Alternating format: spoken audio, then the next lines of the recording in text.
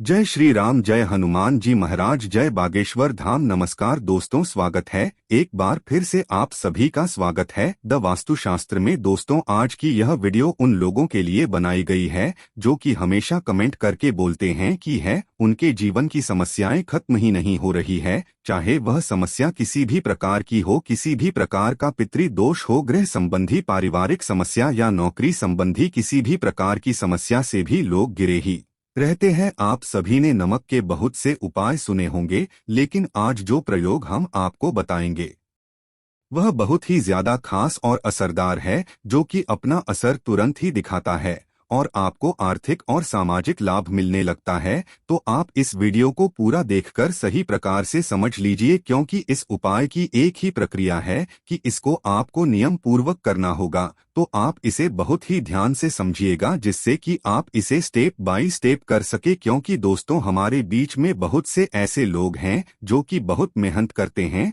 और हमेशा ही परेशानियों से घिरे रहते हैं। बहुत मेहनत करने के पश्चात भी सफलता उनके हाथ ही नहीं लगती और वह हमेशा कर्ज में डूबी ही रहते हैं। परेशानियां उनका पीछा ही नहीं छोड़ती। यहाँ नमक का प्रयोग उन्हीं लोगों के लिए है जो कि कोई आसान सा उपाय ढूंढ रहे हैं, जो बहुत ज्यादा नियमों का पालन नहीं कर सकते हैं। तो ऐसे लोगों को बस एक बार नमक का उपाय जरूर करना चाहिए। नमक के उपाय बहुत ही जल्दी, तुरंत की तुरंत छुट्टियों में अपने प्रभाव दिखाता है। तो बहुत ही ध्यान से सुनिएगा। और यदि आपकी समस्या का निदान नहीं होता, आपकी समस्या ज्यों की त्यों बनी रहती है, तो आप मुझे कमेंट करके जरूर बताइए। क्योंकि हमारे चैनल का सिर्फ एक ही मकसद है कि जनसाधारण की सहायता हो और हर किसी का जीवन सफल बन जाए, सनातन धर्म आगे बढ़ता जाए। देखिए दोस्तों, नमक का प्रयोग बहुत सी चीजों में किया जाता है। आपने भी सुना होगा कि नमक का प्रयोग ज्योतिष शास्त्र, वास्तुशास्त्र और तंत्र शास्त्र में अनेकों प्रकार से किया जाता है। नमक का प्रयोग करके बहुत से लोगों ने चमत्कारिक लाभ प्राप्त किए हैं,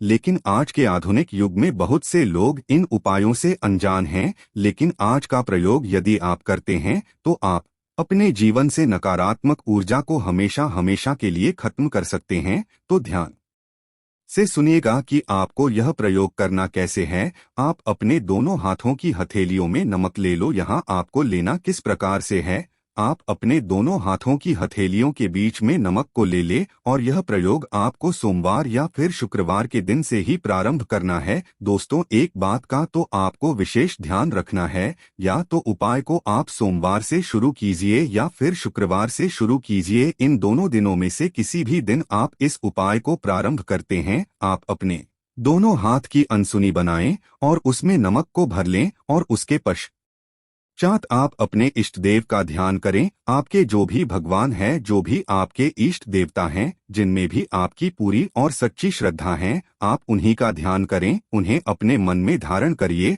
और उनके बारे में सोचिए। उसके पश्चात किसी भी प्रकार की आपकी समस्या है, आप अपनी समस्या के बारे में सोचिए। नौकरी के बारे में परेशान है, बार बार प्रयास करने के बाद भी आपको नौकरी नहीं मिलती है, तो आप नौकरी के बारे में सोचिए। और यदि आपकी समस्या पारिवारिक है, संतान संबंधी है, आर्थिक समस्या है, किसी भी प्रकार की आपकी समस्या है, तो आप उसी प्रकार की अपनी उसी समस्या के बारे में सोचिए। यदि आप लंबे समय से किसी बीमारी से जूझ रहे हैं, तो आप उनके बारे में भी सोच सकते हैं। फिर आपके जो भी परेशानी है, जिससे भी आप परेशान हो रहे हैं, उसको मन ही मन में सोचते हुए ऐसे सोचना है कि आपकी सारी समस्या नमक में जा रही है, यानी कि आपकी समस्या उस नमक में धारण हो जाए। एक और बात का यहाँ पर ध्यान दें कि जब आप अपनी उस समस्या के बारे में सोच रहे हैं, उस समय आप अपने इष्ट देव को भी याद करते रहे और नमक की तरफ देखते रहे। जैसे यदि आप शिवजी को मानते हैं,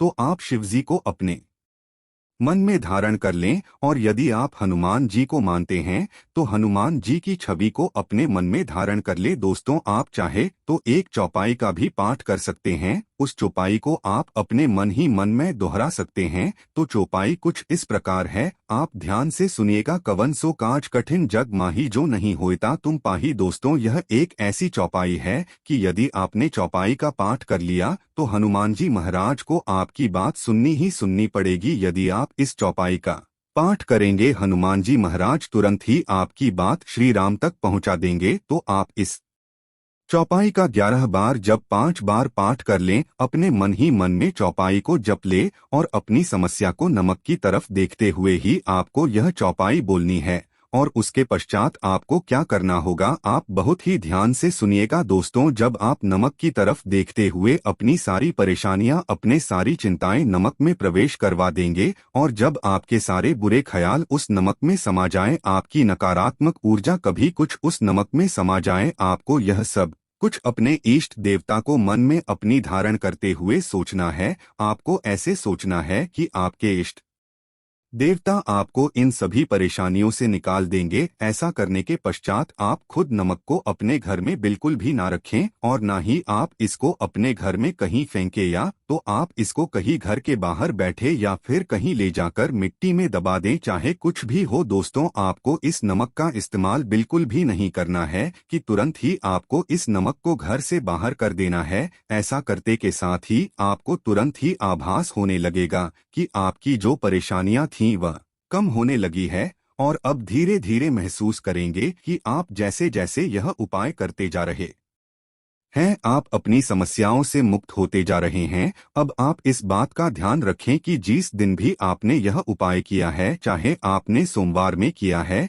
या फिर शुक्रवार में किया है, यानी कि कुल आपको 3 दिनों तक इस उपाय को करना है। यानी कि आपको लगातार 3 दिनों तक इस उपाय को करना है। आपको इसी प्रकार से अपनी हथेलियों में नमक भर लेना है और आप महसूस करेंगे कि जैसे जैसे आप उपाय करते जा रहे हैं, आपकी समस्याएं समाप्त होती जा रही है। बस इस बात का ध्यान रखें हैं कि आपको लगातार यह प्रयोग 3 दिन तक करना है। यदि आपने सोमवार में प्रयोग किया है तो आपको सोमवार, मंगलवार और बुधवार करना है, और या फिर यदि आप शुक्रवार से इस उपाय को आरंभ करते हैं तो आपको शुक्रवार, शनिवार और रविवार 3 दिन इस उपाय को कर लेना है। अब दूसरा उपाय, जिन भी लोगों को पितृदोष की समस्या है, यदि वह कुछ भी काम करने जाते हैं तो हर काम में पितृदोष अड़चन पैदा कर देता है, कुछ भी करने में सफलता प्राप्त नहीं होती है। ऐसे लोगों को क्या करना है, बहुत ही ध्यान से सुनिएगा। शनिवार के दिन 8 कील आपको ले लेनी है और साथ ही आपको लेना है एक कागज में नमक। नमक आपको इतना लेना है कि जो अपने वहां 8 की ले ली है, 8 की 8 किलो नमक में छुप जाएं। आपको क्या करना है कि आप पहले कागज पर 8 किले रखें, उसके बाद उस पर नमक रखें, फिर उसकी एक पुड़िया बना ले, फिर उसको आप पीपल के वृक्ष के नीचे जाकर दबा दें, क्योंकि पीपल के वृक्ष में भगवान विष्णु का वास होता है।